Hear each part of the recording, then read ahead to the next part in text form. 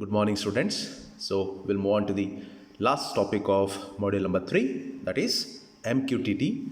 The full form of MQTT is Message Queuing Telemetry Transport. So this is a very lightweight protocol, okay, so which will be used over the TCP, fine. So wherever we find lossy and constrained kind of network, there we can use and utilize the concepts of MQTT exactly. So this is one of the application layer protocol, how we discussed in case of COP, okay, constrained application protocol, what we had. Same, we are having MQTT, okay. So we'll go through this. What are the different properties got involved when we are comparing it with the COP. At last, we have a brief comparison between COP and MQTT. Okay, sometimes they may ask you to explain the difference between COP and MQTT. Okay, that is also important. But regularly, either they will ask module number 3, part B, one sure question will be there, either COP or MQTT. At the end of the 1990s, okay, engineers from IBM and Archon were looking for a reliable, lightweight and cost-efficient protocol to monitor and control a large number of sensors and their data from a central server location, as typically used by the oil and gas industries. So, as you know, why we need to go for this like application layer protocol, like constrained kind of network we are using over here. So we will be not having sufficient resources available, so we need to deal with limited resources available. Okay, so the main concept is we need to go for like monitor based kind of control system. Like we'll be having we are discussing something about the manufacturing industries, so we discuss regarding the SCADA, is it? Okay, so the SCADA, if I want to implement, then we need to go for a heavy IP stack. Okay, they like fully IP stack supported kind of network we need to deploy. Okay, so what we did, we are going for the COP version. Okay, so here in case of this MQTT, it was established or it was found because of the reason of oil and gas industries. Okay, so you might have heard about like how the oil and gas industries will be, it will be spread across acres of lands. Okay, and the pipelines, whatever we are using, like from one station to one station, like kilometers of pipeline will be deployed with. Okay, so the pressure or the flow of oil, okay, so that should be monitored regularly. Otherwise we need to turn up with some kind of a huge massive crash in the pipelines and all, that will lead us to a huge amount of losses. Okay, so pressure and all, everything should be monitored. Okay, so like today morning itself, I have read a news like in a manufacturing industry there was a pipeline. Okay, due to that blast there was a severe, like nine members were killed.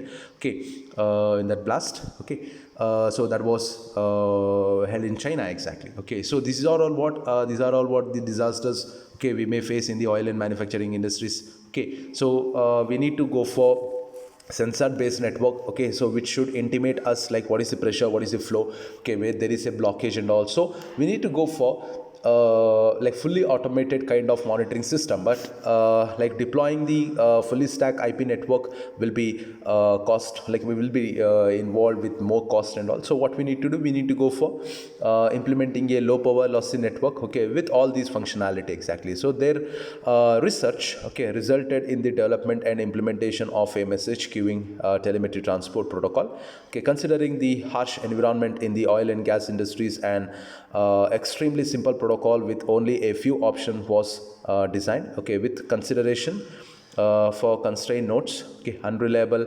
WAN backhaul communication and bandwidth, okay, constrained with variable latencies. So this is like MQTT, okay, which is going to overcome all these aspects, okay, which we are facing as a problem in other protocols exactly. So you can observe like MQTT publish or subscribe framework, we are calling it as. Okay, so you can now observe we are having some routers. Okay, so who is responsible for collecting the information from relative humidity and temperature sensors. Okay, so they are the publishers, because they are deployed in the real-time environment. So whatever the temperature they are sensing, whatever the humidity they are going to sense, okay, so that should be published for the application layer, okay, for taking certain actions or certain decisions. Okay, so we are working with MQTT in a fashion of publisher and subscriber exactly. Okay, see, so feel that like I'm with a channel. Okay, yes, Prasad Goda is my channel name, right? Okay, so I'm with total 4 different playlists. Actually, I'm handling 4 different subject for engineering students, so 4 different playlists I have. So if I add one video for any of the playlist, okay, so when I give publish option, okay, then it will be intimated or it will be notified for all the subscribers at a time exactly, right? Okay, so in the same fashion we are having a publisher and a subscriber. Okay, so you can observe we are having some message broker, MQTT server we are having, okay, who is responsible for connecting the information from the temperature and relative humidity sensors, okay, who are the publishers. Okay, later it should be converted in suitable format, okay, which are supportable by these application clients exactly. Okay, so we are calling both as a client, okay, because we are having a center intermediate server available. So the publisher is also considered as a MQTT client. Okay, he is also working on the same principle, and MQTT client is the server, subscriber, and also they will be working in a same fashion exactly. Okay, in the both the ends we are having the bidirectional communication. Okay, with MQTT client with MQTT client can subscribe to all data, okay, using a wildcard character or specific data from the information tree of a publisher. Okay, the presence of a message broker in MQTT decouples the data transmission between client acting as a publisher and the subscriber. So here we have an intermediate server, so who is acting as a broker. Okay, so the job of this broker will be he need to receive the information from the publisher and it should be broadcast for all the subscribers exactly. Okay, so this is how your MQTT used to work. Okay, very simple. In fact, publisher and subscriber do not even know, okay, or need to know about each other. Okay, a benefit of having this decoupling is that the MQTT message broker ensures that information can be buffered and catches in case of network failure. So here this broker, okay, whatever we are having, so the job of this broker is he need to manage some buffer, okay, or he need to manage some cache memory locations. Okay, so whatever the information is sent by the publisher, okay, so that should be managed under this broker. Later it should be broadcasted. So in case of a failure, okay, no need to go for asking the procedure for retransmitting the same message. So because the copy will be already available in the broker, so he can retransmit. Sorry. Okay, but here one thing is the publisher is not known for the subscriber. Okay, because for the publisher the subscriber will look like only one. Okay, so that is the server, okay, the intermediate server. For the server many subscribers will be available, okay, but they will feel like server and client kind of a fashion over here. Okay, so this also means that the publisher and the subscriber do not have to be online at the same time. Okay, so this is what one of the best advantage over here. See, whenever the data is available in the publisher part, he will just publish it. Okay, if the subscribers are offline, okay, then no problem, the server will be managing the information. Later whenever they come for the online, okay, it will be retransmitted exactly for the subscribers. So MQTT control packets run over a TCP transport using port 1883. Okay, so TCP ensures an order lossless stream of byte between the MQTT client and the MQTT server. Okay, fine. So here, because of TCP, as obvious, whenever we are involving the concepts of TCP, then reliability will be the most important feature available. Then MQTT is a lightweight protocol because each control packets consist of 2 byte fixed header, okay, with optional variable header fields and optional payloads. You should note that a control packet can contain a payload up to 256 MB. So this is what the capacity of MQTT packets. So you can find the packet structure. Okay, you can observe there are 1 byte of a header. Okay, so here we are having some variation. Okay, see the first 2 rows, okay, we are considering it as fixed header, okay, present in all MQTT control packets. Okay, it is common for all. Then later the second version is row number 3, just observe variable header we are having optional. So this is what variable header present in some MQTT control packets. It is optional exactly. Whenever we are having such type of situation, then only we will be going for this kind of packets. Then payload present in some MQTT control packet, because sometimes, okay, we need to share the control information. Okay, so So then that time we no need to include the payload. Okay, whenever we are having a expectation to transfer the information, okay, regarding the data, okay, then we need to go for including this field regarding the payload. Okay, so we are having message type DOP, means duplicate, quality of service, and retain. Okay, so we'll see that what exactly message types are available, what is this duplicate field indicates, how many different types of quality of service we can achieve using this MQTT, and what is the use of this retain field. Okay, fine. See, the first MQTT field in the header is message type, okay, which identifies the kind of MQTT packet within a message. 14 different types of control packets are specified in MQTT version 3.1.1. So each of them has a unique value that is coded into the message type field. Okay, so here total 14 different types of messages are available. The next field in the MQTT header is DUP. Okay, so it is the indication flag for duplication. So this flag when set allows the client to notate that the packet has been sent previously but an acknowledgement was not received. Okay, so this is some kind of a duplicate information we are dealing with. Then when it comes for the next field, that is regarding the quality of service header field. So 3 different quality of service levels are available: QoS 0, 1 and 2. So this is the best effort and unacknowledged data service, okay, referred to as at most once delivery. Okay, so at most, okay, like 0 or more, okay, 0 or 1, okay, we can consider.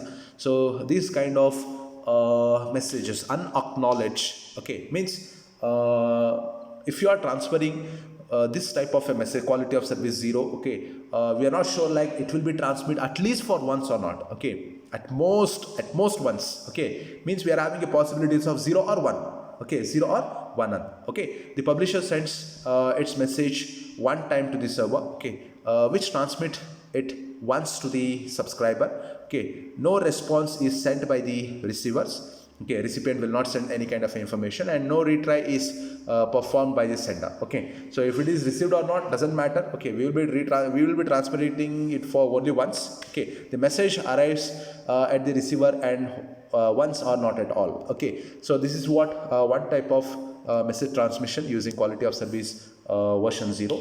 Then quality of service 1. So this quality of service level ensures that the message delivery between the publisher and the server and then between the server and subscriber occurs at least once. Okay, at least once or more than one. Okay, that is possible if the message is not acknowledged by a pub acknowledgement packet. Okay, like publisher acknowledgement packet. Okay, it is sent again. So this leave guarantee at least one delivery. So here whatever we are transferring, here acknowledgement will be received. Okay, if it is not been received by the receiver, we are transmitting it for transmitting the same message once again. Okay, so here we have a guarantee of delivering at least once. Exactly. Then quality of service 2. So this is the highest quality of service level used when neither loss nor duplicate of message is acceptable.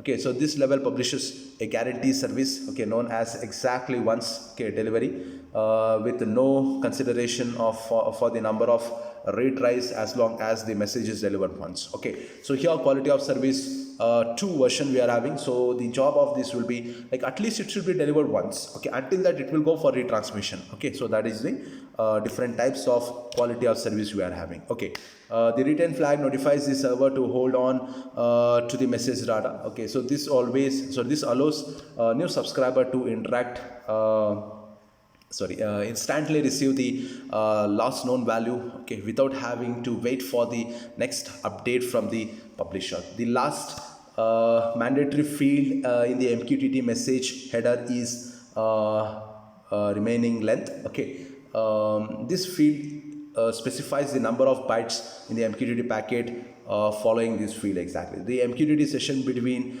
each client and server consists of 4 phases: the session establishment, authentication, data exchange, and session termination.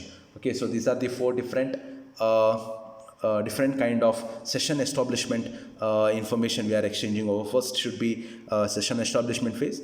After that, authentication should be done. Later, data exchange should be done. Later, session termination. So these are the 4 different levels of like session established between client and the server. Then each client connections connecting to a server has a unique client ID, so which allows the identification of the MQTT session between both parties. Okay, when the server is delivering an application message to more than one client, each client is treated independently. Exactly. So this was the information regarding the MQTT. So here we have some difference like COP and MQTT. The main transport protocols used in COP will be UDP and used in MQTT will be TCP.